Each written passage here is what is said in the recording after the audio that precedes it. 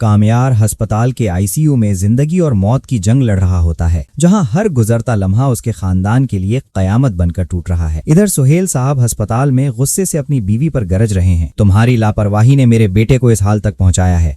अगर उसे कुछ हुआ तो मैं तुम्हें कभी माफ नहीं करूंगा। इसी दौरान इरफान साहब अपनी बेटी आयरा के साथ वहां पहुंच जाते हैं, लेकिन कामयार की मां आयरा को देखते ही आपे से बाहर हो जाती है और चीखते हुए कहती है, मेरी नजरों से दूर हो जाओ लड़की, तुमने और तुम्हारे खानदान ने मेरे हंसते बसते बेटे की जिंदगी उजाड़ दी है। आयरा की आंखों से आंसू निकल आते हैं, लेकिन वो खामोशी से सबकी कड़वी बातें सुन रही है, क्योंकि वो जानती है कि कामयार के इस हाल की एक वजह उसका बेजा शक भी था। दूसरी तरफ नादिर को जब पता चलता है कि खावर और फारिया मुल्क से फरार होने की कोशिश कर रहे हैं, तो वो फौरन पुलिस को लेकर एयरपोर्ट पहुंच जाता है। खावर अपनी गाड़ी की तरफ बढ़ ही रहा होता है कि पुलिस उसे चारों तरफ से घेर लेती है। फारिया खौफ से लरसते हुए सारा इल्जाम खावर पर डाल देती है। मैं बेकसूर हूँ, ये सब खावर की साजिश थी। लेकिन नादिर उसे गुस्से से कहता है, फारिया, अब तुम्हारी अदाकारी नहीं चलेगी। तुमने अपनी अना के लिए दो दिलों को अलग किया और कामयार की जिंदगी दांव पर लगाई। अब जेल तुम्हारा मुकद्दर है। पुलिस खावर को हथकड़ियां लगाती है और फारिया को भी हिरासत में ले लेती है। यूं उनके तमाम मक्काराना मंसूबे खाक में मिल जाते हैं। कई घंटों के इंतजार के बाद डॉक्टर बाहर आता है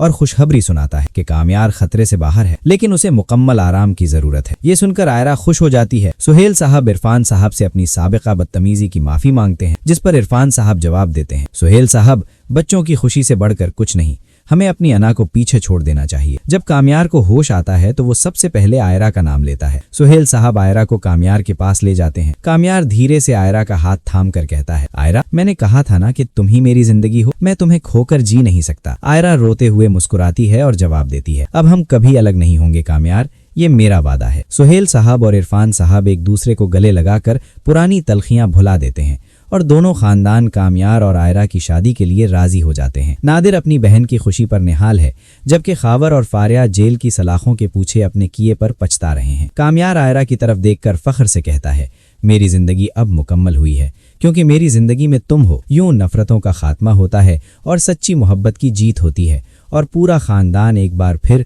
खुशियों के साए में मुत्तहिद हो जाता है।